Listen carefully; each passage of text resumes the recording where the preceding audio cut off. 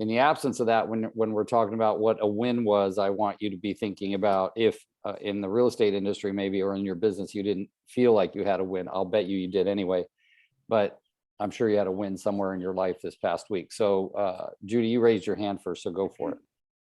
So I made a lot of calls, and I'm not a call making type of girl. But out of my calls that I made, I got a request for a CMA. And then I stopped in the local service station in my neighborhood, and I got another request for a CMA there. So Wait, at a gas station, you got a request for a CMA? yeah. That's crazy. Good for you. Talk to us a little bit about, you said, I'm not a call making person. What was it internally that pushed you to do it a lot? Like I can remember going, I can't go back to that class and tell people I didn't make calls. So sometimes it's pressure, sometimes it's, it's a million things, need, necessity, drive. What do you feel like really was the impetus to you getting the work done? Yeah, so I've paid for a couple of programs that attract leads. One's through my KV Core CRM, and the other one is just another, like, builds ads for Facebook. Okay. And Is the one for your KV Core, is that through EXP called like Making It Rain? No, it's through, I don't know if it's specific to EXP. It's the Nosy Neighbor program. Oh, that's KV Core's product. That's actually a really good product. And so I've got a lot of leads from there. And then this other one has Facebook leads ads on that just required like name and an email address on a lead form.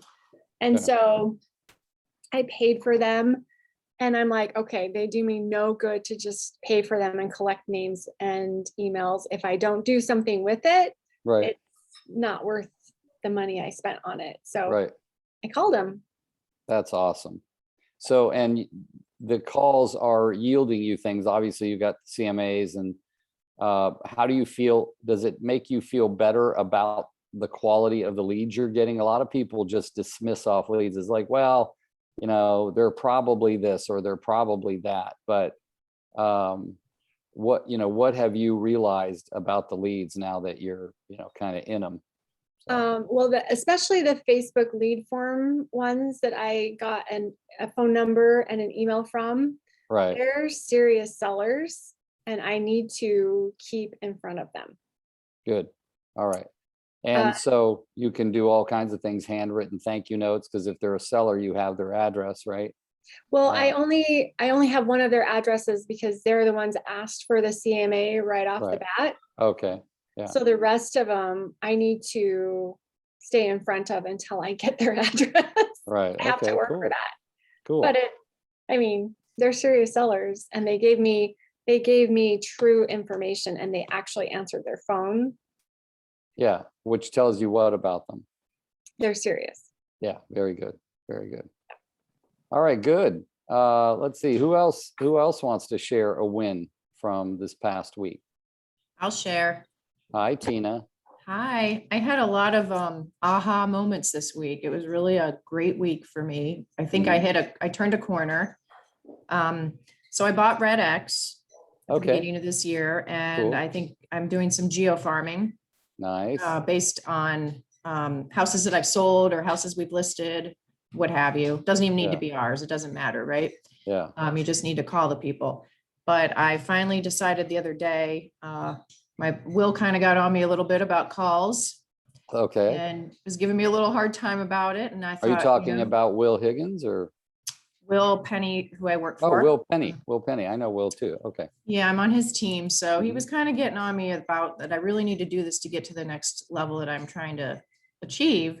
So I got on the phone. We had a calling session Wednesday in our office, and I led the session, and we each had our rooms, and we just started making calls.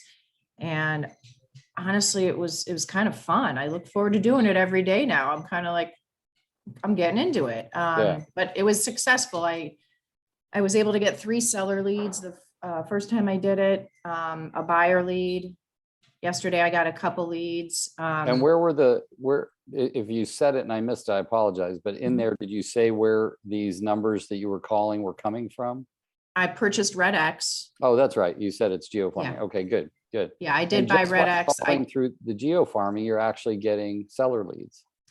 Correct. So they're not expecting us to call, but we're trying to get the listings before they, before they hit the market, right? Yeah, That's what we all exactly. need is more listings. Well, and you especially- definitely want more of the people that are not expecting you to call.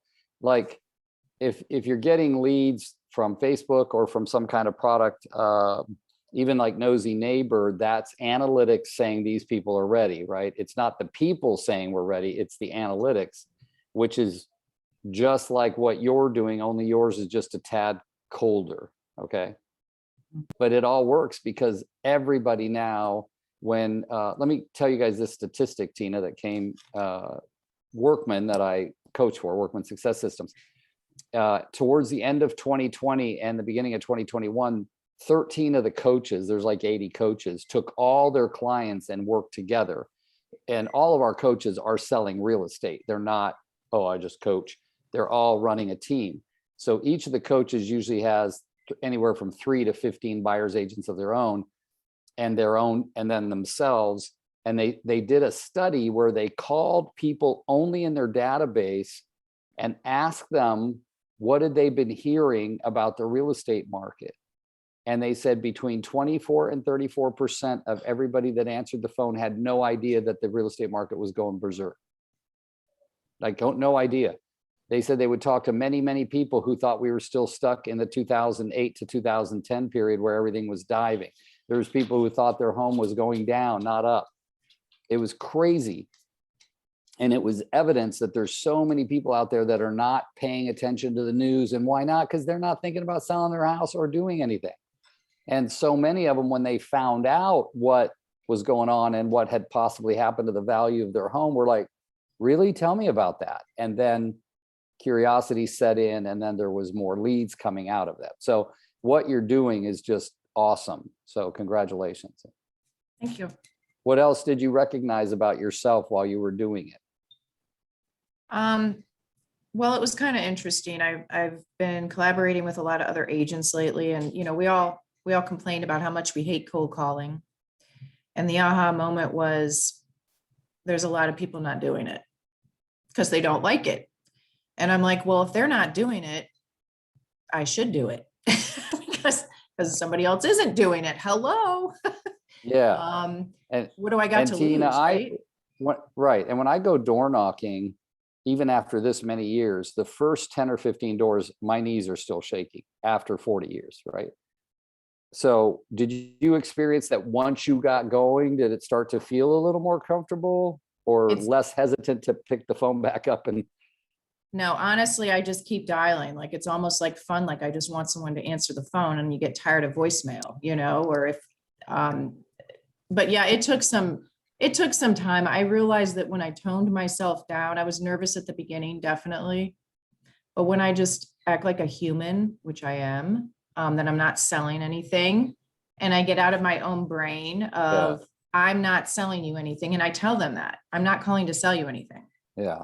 I'm just calling to let you know a house sold around the corner from you. And hey, everybody wants to know what houses sell for in their neighborhood, right? I mean, it's just, they don't really argue with you. I think I had one lady yell at me out of like 80 calls I made, which really wasn't bad. The rest of them were pretty good, but they're usually engaging. Sometimes they don't want what we're offering, or, they don't care, and that's fine. But I always say, hey, well, do you know anybody that's moving or thinking of moving? Because I still need inventory. I still have buyers, and they're just always willing to be helpful. So I thought it was a pretty good thing. I mean, it seems much easier to me sometimes than when we used to run Facebook ads. We got a lot of junk in them, and there were just a lot of low hanging fruit. That just people are on Facebook messing around, filling stuff out, and then it's just like throw up all over the internet or something, So this just seemed more precise. That's awesome. All right. Well, that's good. And thank you for being willing to share. In itself, guys, sharing is a bold step also. So All right, who's next? Michael, you got a whole bunch of people in the room. Who wants to talk? Anyone? Oh, Jordan, do go it. ahead while we're, yeah. I went on a listing presentation this week. I didn't get it. Oh, well, But fail you know forward. what? I'll tell you why this was a win though. I partnered with my Okay. broker.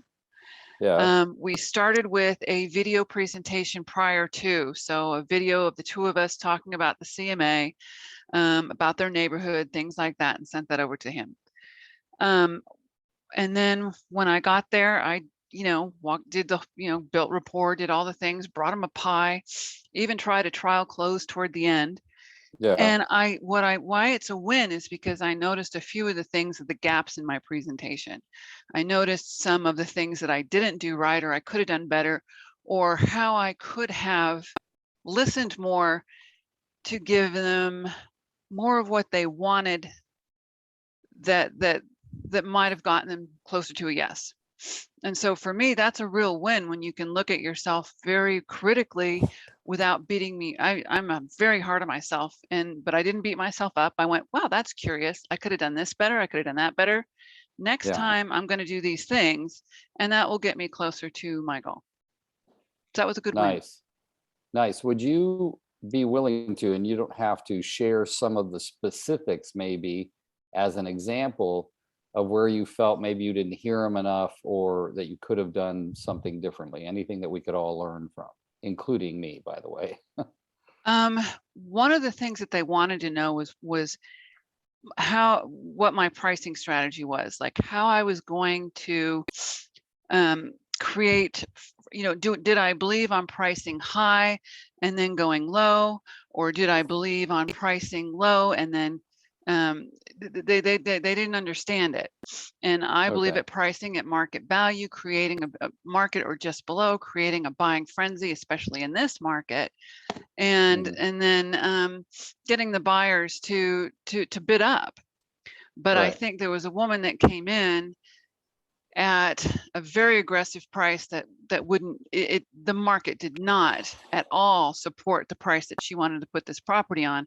And then she was saying, then we just go really hard, and then if we have to, we adjust and we go lower.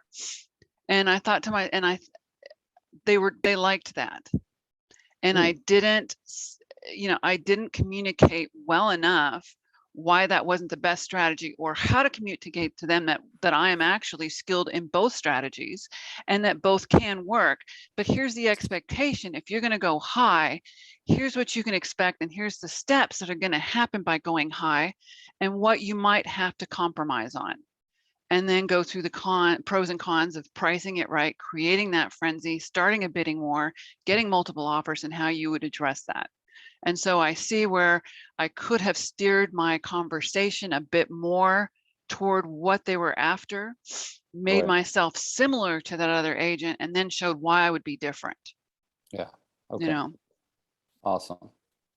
That's awesome. And that is one of the things I hear from people now, is that exact thing. And it is very healthy to have a sheet or something that says, if the sheet says nothing else except at the top, the strategies being used today for selling homes, if it was nothing except that in your presentation, then when you got to it, you'd go, oh, I know what to say now. And this is where I win them over because I'm so good at that part. So, and then what it does, this was something I learned also in the early parts, like late 90s, early 2000s, is what they used to say, pre-ruin the competition. If you'd say, how many agents are you interviewing, just by the way? And they go, oh, we're interviewing 3 or 4. You go, great. And what number am I? I was and it 4 was out of 5. You were 4 out of 5. So your goal was to pre-ruin number 5 and post-ruin number 1 through 3, right? So, and what I mean by that is you would do things and say things that they would immediately go, wow, none of the other 3 said that, or none of the other 3 did that. And one of those things is really simple stuff, and we'll do more about this when we do formal listing presentations in this class, but is, bringing a lockbox with you, bringing a sign with you, bringing a a conversation about what MLS is, because this one lady that I took a class from many years ago said in her class, she said the very successful agent states the obvious with passion. And I literally in May of 2002 lost a listing because I didn't tell her about lockboxes, MLS, or signs. And why don't we talk about lockboxes, MLS, or signs? Because everybody does lockbox, MLS, or signs. And we always think, but you're always going to come across that one person that's never sold a home before in their life. They bought it brand new and they've been in it for a gazillion years, right? So there's a lot to consider when you're doing a listing presentation. And,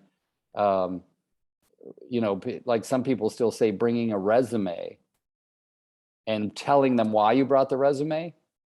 And then guess what? Well, 99.9% of agents going to listing appointments don't bring a resume. Now you pre-ruin the competition, right? You're continuously setting yourself apart. And people always they used to argue, well, I'm with Coldwell Banker and we have all these tools because we're a big company. Well, in the 80s and 90s, that was true. The bigger companies gave their agents more tools for free. And a lot of those were tools you couldn't even buy. Today, there isn't a tool that anyone has at any company that you couldn't buy yourself. Not one. They're all for sale with someone else. So using that, you will start. And what I'm more impressed at than anything is that you made it a win. You made losing a listing a win because you realized how much more you learned and how much better you'll be the next time. So very, very big bravo for you. Yeah. And Will's a stud, by the way. I mean, I don't know him personally, but we've been on the phone several times. So yeah. Thank you. All right. We had some people, I think, from Michael Henry's office that were raising their hands. So whoever wants to go, just yell your name out before you start talking. Are we good? Can you guys hear us? Yeah. Who's talking right now? Spencer, hey. Hey, Spence. Sorry. How are you, sir? Different screens, and I'm good. How are you? Good. I was unmuting for somebody else to talk here, but I guess it's me. So one of the things that I kind of struggled with this week was really the accountability and holding myself accountable and trying to find a schedule and a system. I think for me, it's going to take a schedule and a system to hold myself accountable, because I'm not going to be able to just say, I can do this today without having it written down and on the calendar. Yeah.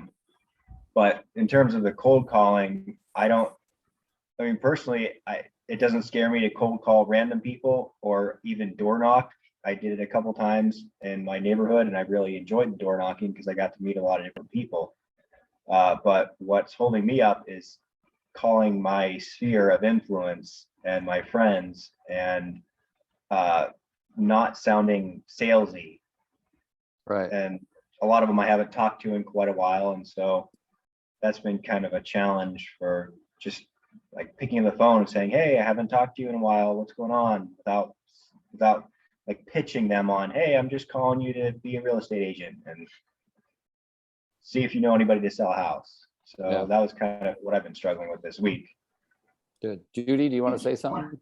Yeah, I accidentally had to call about 50 of my closest friends and colleagues that I used to work with because I added them into my CRM and it automatically sent them a text message thanking them for visiting my website.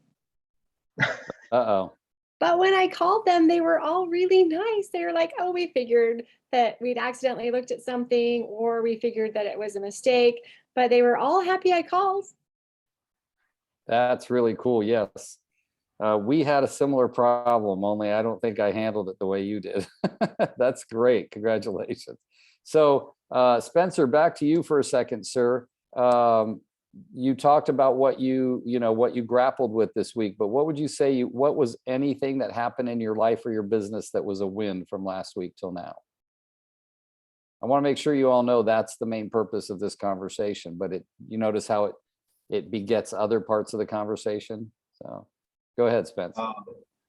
I reached out Facebook Messenger to a couple of my Facebook friends, and they responded and they said, hey, it's good to hear from you. We haven't seen you in a while. And they're super busy right now finishing things up, but they said, hey, let's get together and do this. And that was kind of relief just to be able to connect with people and have them invite me over or be willing to get together and do something. Yeah. So I don't know how it looks on Droids. I know how it looks on an iPhone. But go to your Facebook Messenger really quickly on your phone. Everybody do it. I can't. There's a lot of you that have your camera off, but there's a significant amount that have it on, so I can see if you're doing it. So look at the top. You see the top right there? You guys all know what that is, right? That's people that are in your friends that are currently active on Facebook Messenger. And if you go like this, look, see how it keeps moving? Whenever I go on here, even to read another message, I quickly see who's active. And if it's a consumer, friend, high school something, or realtor, guess what? Well, I'm at EXP. I'm always thinking about who else is coming to EXP. So I might be looking for somebody I'd talked to before about EXP that said not now. Well, that'll remind me just really quickly, say, hey, just saw you were active on Facebook. Hope all's well. Hope you're killing it out there or something. And if it's like somebody from high school or a friend or a past client, I'll go, gosh, long time. I just saw you active on Facebook. Hope you're doing well. How's the house? Maybe I should drop by sometime or something like that. Just as an impetus, because it's reminding me. So Spencer, the point of that story is you were on Facebook Messenger sending some. If you also just, come up here and look around and see who's doing what on there, you'll always find something else that might prompt a conversation or get something going. Does that make sense to everybody? Yeah. And good job on your win, buddy. That's the thing, is noticing that you're disconnected. So you went out there, said, I've been disconnected, and people noticed. That's awesome. All right, who wants to go next over there? I guess my win, Hannah. Hi, Hannah. Myself. My win this week is, obviously we, as real estate agents, we get involved in different things, whether it be volunteering, whether it be groups, tennis, any of those type of things. And so I'm involved with the after prom. So I took the opportunity to, because I'm in charge of food, so we're asking for donations from different companies. So I took the opportunity to go and walk in, and I handed them my business card. So it wasn't necessarily coming as a real estate arena, but I feel like it still is. I give them my business card, which obviously states I'm a real estate agent, but it also gives them, instead of giving that salesy pitch, is that I'm doing something for the community. I'm out here stomping the ground, trying to do the best things for our high school kids, and Right. come from a place of giving versus always asking for or asking for referrals or whatnot. Now that conversation can happen down the road a little bit, but I think that was my win. My initial contact with that person is for something other than real estate needs. That's very nice. So how did you feel about after all of that? Oh, I felt great. I mean, Good. I talk to everybody and anybody. You can't really shut me up. So I love talking to different types of people. Yeah. So if you you say you love talking to people, and I kind of course feel the same about myself. Did you experience any discomfort when you were going through this? Oh no. No. Okay. Well, that's again, I think I'm like Spencer. I feel more comfortable with people I don't necessarily know versus the people I know. Again, I don't want to come across pitchy as salesy. In my community, we have like 5,000 real estate agents. So, and we're all friends. We all get along, whatever. But I don't want to sound like I'm trying to get them to promote me or to sell me. yeah. So yeah, so I'm very comfortable with people that I don't necessarily know, or in the line at the grocery store, chatting somebody up real quick. That I'm very comfortable with. Good. And where is your community? So I make sure I don't move there ever. Bainbridge, Ohio. Yeah, we have tons of real estate agents here. You can't Yeah. throw a rock without hitting one of us. Yeah. Well, there was a time I don't know if I told you guys that joke already, where we used to say in California that when you go to the airport in California, they ask to see your real estate license because not everyone has a driver's license. So,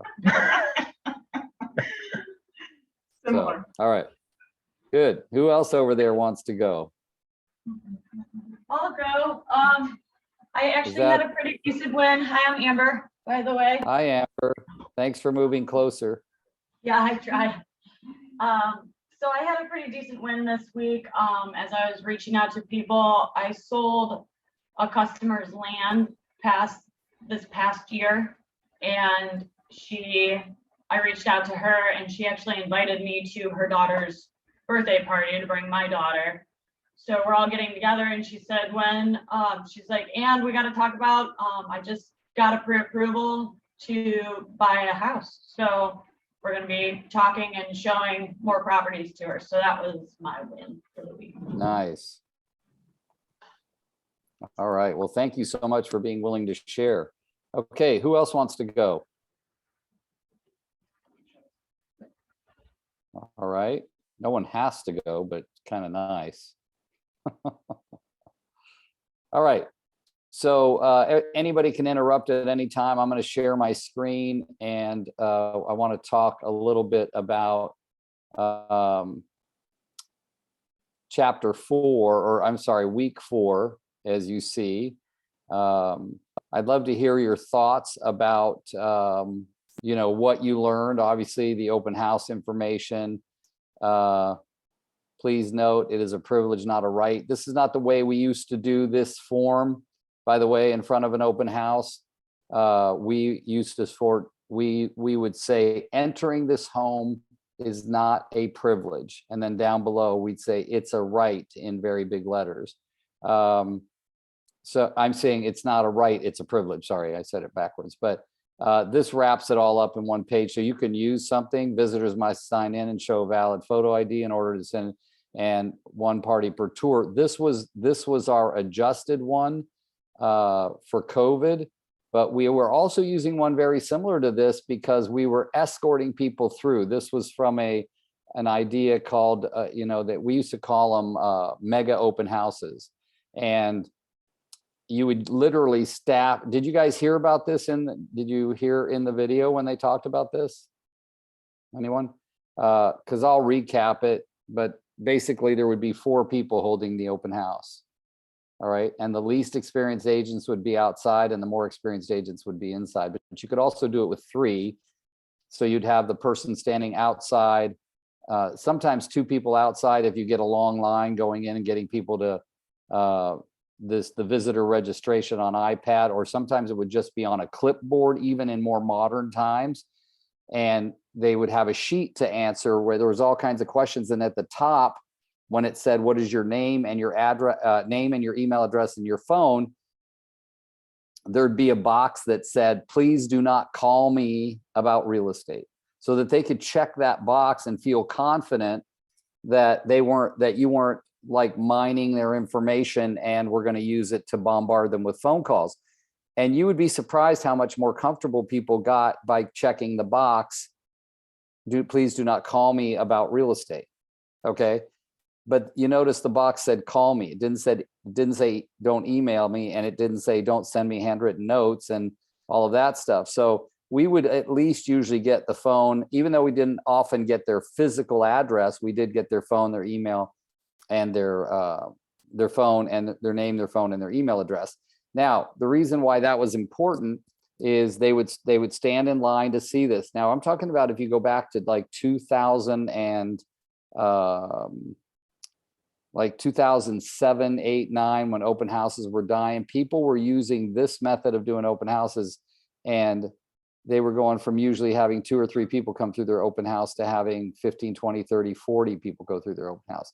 Now in California in general, especially, well, I shouldn't say California as a state, there's all different kinds of markets in Northern California, from 100,000 to 100 million. But the area I work, if you get under 15 to 30 people, that's a slow open house. And if you get a regular open house, would be maybe 15 to 30 people. And then a really busy open house would be, 40 to 100, which if it's in a neighborhood, like we have neighborhoods right now that there's practically absolutely no inventory, like 0 inventory, and you put up a home for sale, you're going to get 80 to 90 people per open house. So it's very good to have more than one person and have the method where people are being escorted through.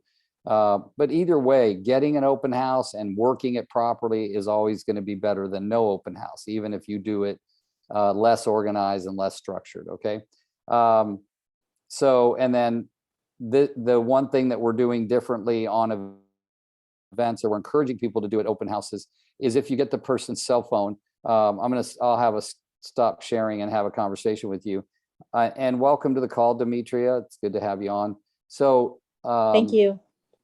so how many of you guys work in your area? Now we're talking about Ohio, we've got places everywhere, because here it is actually the norm to have the inspections done ahead of time and all of the disclosures filled out ahead of time. And then we create what's called a disclosure link. Are any of you in a market where that is the norm? None of you. Nope. Tina, where are you? Oh, you're Ohio too. Ohio. Yeah, no, we do inspections after a contract's signed. Yeah, Judy, where are you guys? You're, I'm in Salt Lake City. oh, okay. Yeah, that could get there sooner than you think, Judy. There are a few people I know in Salt Lake that are actually already doing it. The state of California, the listing paperwork is between 90 and 100 pages. Not the listing paperwork, but the disclosures. Oh my Listing God. paperwork is about 7 or 8 pages, but the disclosures, because when I go to a listing appointment, it's 113 pages that I take with me to fill out, like not the listing appointment, but when we're doing the paperwork. And so having to wait, in other words, the way we convince our sellers, people go, well, how do you get the sellers, convince the sellers to, you know, to do that up front or pay for the inspections? Jordan, where are you again geographically? And I'm sorry, I don't remember. I'm in Nevada. Okay, so you notice how you talked about the strategy of underpricing and getting multiple offers. When you do that, are you guys setting an offer date, or do you just use the price to get frenzied activity? We're setting the price for frenzied activity. We don't have, well, what do you mean offer date? Okay, I love this. All right, is everybody ready for a paradigm shift? Do you know what a paradigm shift is? It means a complete movement of the way you've always believed things would be. You got to remember, in California, this stuff started back in the 90s, okay? In our area of Northern California, not even as much in Southern California that also has hot markets, is because markets have been steadily, like for instance, the town I'm born and raised in, earlier this year, meaning just in the last month, the town is 234,000 people, 80,000 residences, and there were 13 single family homes for sale. Right? Think about that. What's the population of the town you live in? Think about it. What is it? Somebody throw out a number. Okay, you're not throwing out a number, but have you ever remembered there only being 13 single family homes for sale? And now imagine that. So Crystal, you're saying your town has 100,000. You know, if you looked up that town number in your MLS, how many listings does it have? So it's a ridiculous low inventory, and that's been pretty consistent here since 2012. So we're going on 10 years of relatively low inventory as sort of a norm. So it became very normal for the seller to get their house ready, to get staging, to get all the inspections up front, fill out all the disclosures, hundreds of pages between, if you add up the termite report and the roof report and the general property report, and if you had a pool report. Out here, we don't do radon reports or whatever else. And then you had environmental reports, the natural hazards disclosure statement, all of these things, and the state mandated disclosures was several hundred pages. You couldn't even send it as a PDF because the megabytes were so big it wouldn't go into someone's email. So everybody started creating these links. We're using a company called HomeLight. I'm not sure you guys are familiar with HomeLight, but you can pay them like $400 a year and you dump them all in there, and it creates a method to communicate with all the agents that are looking at them. So we're putting a home on the market, for instance, on Friday, February 18th. We always put our homes on the market on a Friday. It's a plan. So it goes on the MLS on a Friday. You have a Saturday, Sunday, 5 days of showings, another Saturday and Sunday. And on this Monday, you present offers. in the confidential remarks, we're saying, urgent agents, please note, all offers are due at 5 PM on Monday. That's an offer date. Now I don't get any calls going, do you have any offers yet? Because everybody knows the offers are going to be turned in on Monday, by Monday at 5 PM. So the kind of calls we get is this: will your client take a preemptive offer? Will offer so high they won't want to wait till Monday to look at offers. Everything we're doing is pro seller. And I told a lady friend of mine in Massachusetts with Central 21 to do this, and she goes, the agents would hate me. I go, your seller will love you. Right? Because they go, we don't do that here. Our job is to represent the seller. The first time I heard of this happening, which was for me 1998, I was like, what? That's stupid. I personally started doing it in late 1999. It's like it, right? And of course we stopped doing it between 2007 and 2011, right? There was, you're not doing that. Like, please someone buy my freaking listing. So, but just another way to look at it, so that, because Jordan, you already have the strategy. Now, if you add offer date to it, that frenzy is heightened while everybody goes, oh, it came on, I got time, I can go over there and see it next week, because they're not looking at offers till the following Monday. That's a benefit too, because now everybody, in other words, you're telling your seller, we're not selling it to the person who ran the fastest. We're selling it to the person who's most qualified and will pay you the most. Because if you're only on the market, people tell me all the time, my listing was only on the market 3 hours. My seller's so happy they got 10,000 over asking. I go, if I went and talked to your seller, they'd be pissed at you. If you got 10,000 over asking in 3 hours, what would you have gotten in 3 days or 9 days? Right? Because then it evens out the playing field. Everybody's had time to get there, and they all have time to prepare to make the best offer possible. Can you say that bit about the running, first offer running? What were the Yeah. words you used? Well, I don't know that I can repeat it exactly, but I say this: look, do you want to make it a foot race? So the fastest person got to you, he got to buy the house. I don't want the fastest person to buy your house. I want the person most qualified that'll pay you the most to buy your home. And sometimes that takes more than 3 hours. By the way, this is being recorded, so thank God for that. Rick can't remember what he said 3 seconds ago. Great. Hey, Rick. All right. Yes. Hi, it's Demetria. Hi, dear. Would you recommend during that time frame between the first putting the offer on the MLS and accepting the offers on that Monday or Tuesday, Yeah. having an open house that the second weekend? Yeah, we do both weekends. Both weekends open We do house. houses Okay. both weekends. Yeah, and it's planned ahead of time. So for instance, I have a buyer team, not everybody does, but even if it's your own listing and you don't want to do all 4 days, believe me, finding someone to do an open house in this market is not hard. But you know, Demetria, do you have a team, Demetria, or are you individual agent? Individual. Okay, so here's something. Who is the most sought after real estate agent right now? The one who gets the listing, right? Mm-hmm. So even when I didn't have a team, I had a friend of mine teach me, he goes, no, make everybody sign a form that any leads they get from your open house, if they're holding your open house, they split with you 50-50. I go, no one will do that. Guess what? People do that. Okay. Every limiting belief, I've had them all, believe me. I am the king of limiting beliefs. You want, if I can throw limiting beliefs in your head, I could throw hundreds of them, but I don't want you to have them.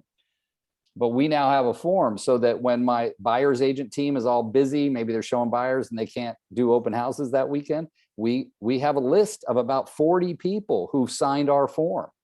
Here's what you got to do. You got to be there early. You got to learn to know the house. You have to have introduced yourself to the seller. It's all in there. Any leads you get 50-50. It's an honor program because they could get a lead in open house and there's no way I know about it. And then they go sell them a house and there's no way I'm ever going to get anything. But the biggest leads I'm most worried about is if they get a lead to buy that house that they're holding open, of course I'll know about it, right? Right. So it's like I said, it's going to work sometimes, it's not going to work sometimes, but we love that. But the form for us, it's more important that they follow all the other instructions. I'm not even worried about the 50%. I'm worried that you treat our open house the way we do. You treat it with respect. You treat the seller with respect. You don't get there 10 minutes late. We had one guy, this is true story, that the lady curled up her pants to her knees and went outside and dropped her legs into the pool and ate potato chips. And since the clients could see everything with their camera, there were people walking in the front door, and they literally sent me a clip of it of her going, "Oh, someone's here," and getting out of the pool, pushing down her jeans, leaving the potato chip bag on the edge of the, I'm like, what the freak were you thinking? So Jordan, if you yelled something, I'm not hearing you because you're on mute, but it sounded I'm funny. just mouthing wow because Yeah, that's right. just outrageous. So yeah, so we want everything treated with respect. You know, this happened to me. The open house was so slow. This is probably 95, 96. The Raiders were on. I'm a huge Raider fan, right? I'm from Oakland, California, so I'm a Raider fan. So I was watching the Raider, and I guess I dozed off. And I had my head right here, and I was drooling onto my jacket. Okay. All of a sudden, I feel somebody shake me. Sit up. It's a good friend of mine. He goes, "Rick, what are you doing, dude? I'm about to bring some people in. I just came in because I didn't hear anything." And he goes, and you're freaking drooling on your jacket. Oh my God, can you imagine if that was the seller that caught me doing that? Like, it scared the crap out of me. So yeah, now I treat open houses completely differently. Even back then, that's when I was learning about these mega open house things and stuff like that. I just took them with much more respect. And people say, well, you know, I say, you know, how much would you do to walk away with 3 qualified buyers? Well, an open house is maybe a 4 to 4.5 hour investment in your time. If you walked away with 3 qualified buyers, I'd give 4.5 hours to walk away with 3 qualified buyers, right? So anyway, that's the point, but thank you for that. Thank you. Yeah, so there's lots of ways to do this, but you guys can start being the sort of the people who create the new path, you know, like the pathfinders. You're the ones out there saying, well, let's do things a little differently. Let's set an offer date, right? And even around here, people are so unsure of it, even though almost everybody does it, they'll go, we will set the offer date after we see the weekend activity. Well, that means you're not sure of your strategy. Like when mine goes on the market, we have 2 ways. It either says offers will be reviewed as they come in, or it says this is the offer date. No one ever has to guess on my listings. All they got to do is read the confidential remarks. Okay, so you guys got to decide, but make the decision based on what's best for your seller, not what's most comfortable for you or makes you more popular with the other agents. So, all right, we spend a lot of time on stuff that's not the class, but it's good. I think I'm having fun. I don't know about you guys. So, Hey, Rick, Okay. can I ask you a question? yes, go Tina. So in relation to that, when you're doing those 2 weekends of open houses and the showings and what have you, Right. what's obviously that drums up a lot of offers. Yes. How high, how many offers is the worst you've ever got? I mean, I guess the best for your seller, but I know that here there's just, you know, you get past 15 offers sometimes, and some of these agents get a little crazy and they don't know how to handle 15, Yeah. 20 offers with a seller. And, you know, how do you, things get missed, right? You have to physically print them because there's so much paperwork and you don't want to miss a escalation clause or a gap or something. Yeah. What's your experience with that? Wonderful questions. Different brokers allow different things. Okay. So for instance, when I used to own the 9 Keller Williams franchises, I'm not a broker, never have been. I had brokers in them, and most of my brokers didn't allow accepting an offer with an escalation clause in it, you know, and so they said, you know, you'd have to counter that out. But 15, 16 is weak around here. I mean, if we get nowadays, 15, 16 is still very high. That's a lot of offers. But we had periods where every listing I got had between 30 and 40 offers. And we would just really quickly weed them out and end up working with 5 or 6 of them, right? Just, you know, and most of our sellers would say, what do you think? You know, they were asking you. But let's go backwards a little bit, is the preparation of that day, right? You basically got 10 or 11 days in there of bunch of calls. Maybe, I don't know if it happens around where you are. I imagine it happens everywhere in the United States, of people thinking they're going to get a benefit by calling the listing agent. Do you guys get that where you're at?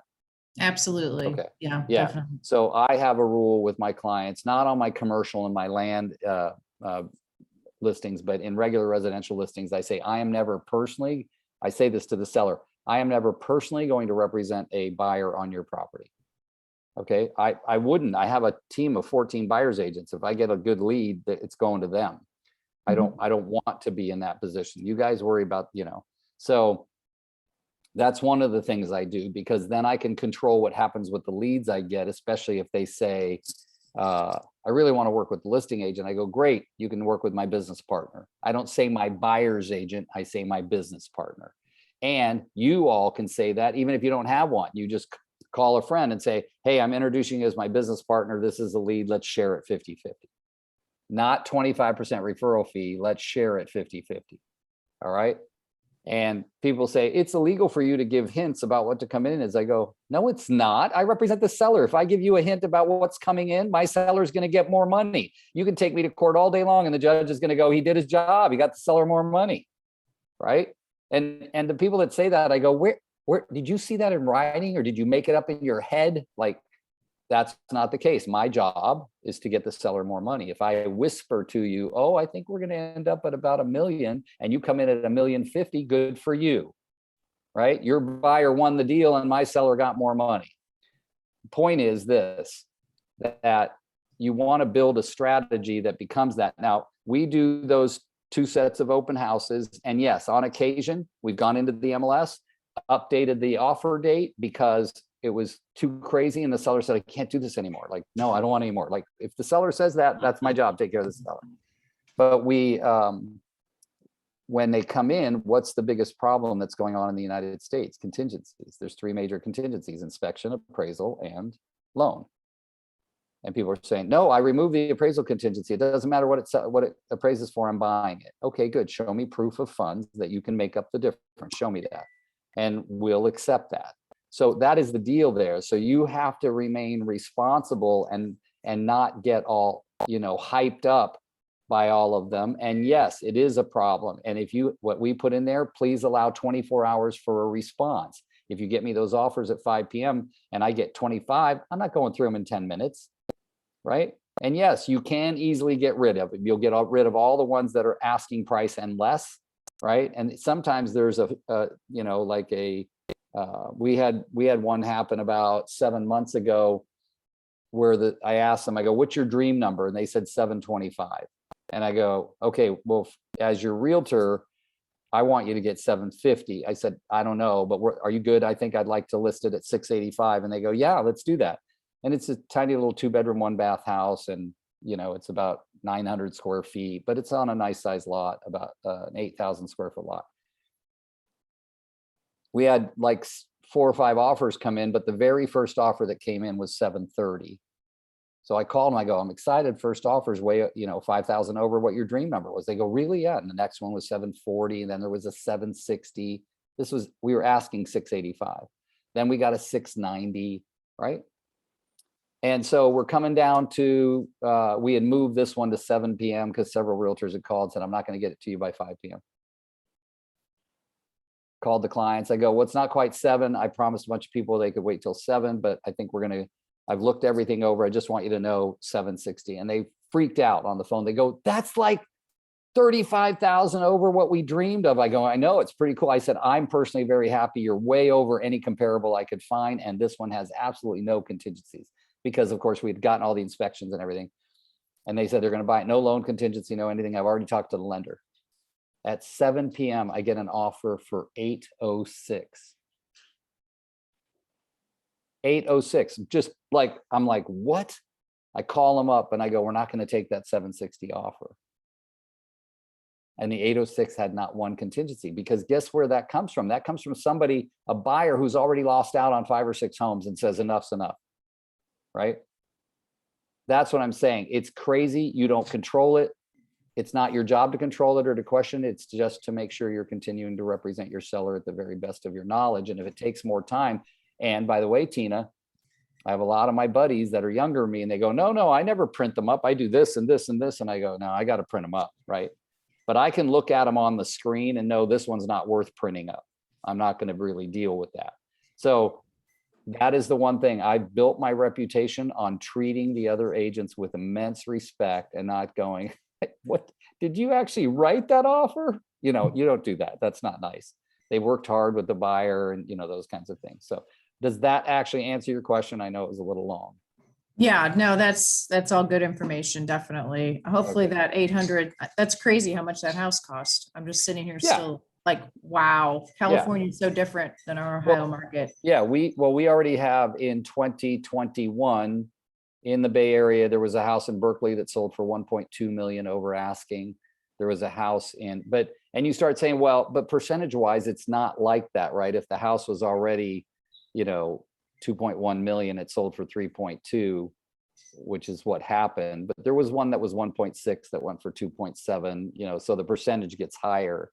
But certain cities like Berkeley, California is really crazy right now. And then there's the Silicon Valley. The Silicon Valley was slowing down at the beginning of the pandemic, meaning people were moving away from there. And now they're moving back and paying ridiculous prices, right? Can you imagine 1,700 square feet on a 9,000 square foot lot going for 3.6? It's crazy. Yeah, even to me, I'm from here. Right? I just sold a house for 1.4 million on the same street that the very first home I sold in 1980. I sold it for 63,000 and I just sold one on that street for 1.4 million. Like, it's nuts. So Now I know why when people come here from California to Ohio, Yeah. they think they can get like these huge mansions here Yes. for no money. that's right. That's Well, that's crazy. why they're moving. They're like, I need a lot more than 1,800 square feet for my 2 million. After COVID, definitely. Yeah. Yeah. All right. So, okay. I want to make sure though that we're doing what we're supposed to be doing here. There's a few of you I haven't heard from. I can't force you to speak, but I want you to tell me if you got questions about the week, if you enjoyed week 4, if it taught you something. And week 4 to me was one of the easier weeks because I like open houses. I'm a big fan. Some people hate open houses. If you were ever coached by Mike Ferry, he tells you, Mike, you know, open houses are a waste of time. Everybody's going to have an opinion. Okay, everybody has an opinion about cold calling and warm calling. Good. We go back to everything works, nothing doesn't. Just pick something. But if you're going to pick something, then do all the research in the world to do it better than anyone else does that one thing. All right. So I think I've talked myself into a tizzy. So does anybody have any more questions before we sign off for the day? Oh, Kim, is that a question? I'm sorry. I don't usually pay attention to the little, just go ahead and unmute yourself and start talking. Kim, you there?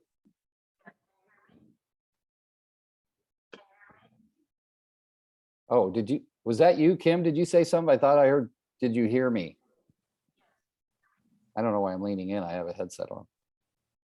Kim, if that's you talking, we're not hearing you.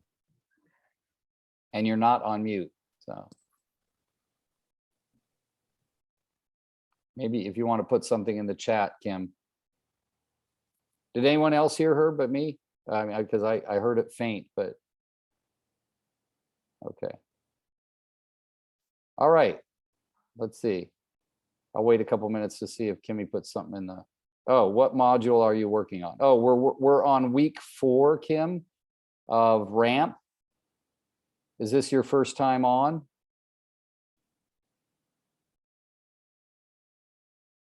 Oh, okay.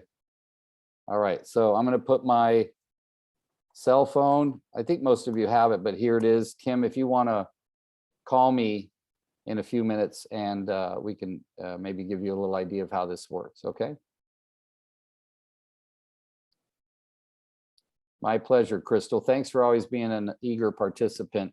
You guys have a wonderful week.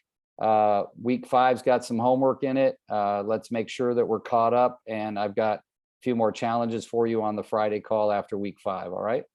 Have a wonderful day, wonderful weekend. Thank you guys all for a great conversation today. I'm really enjoying this. Thanks, Talk to you all Rick. soon. Bye, Okay, everybody. bye, everybody. Thank you.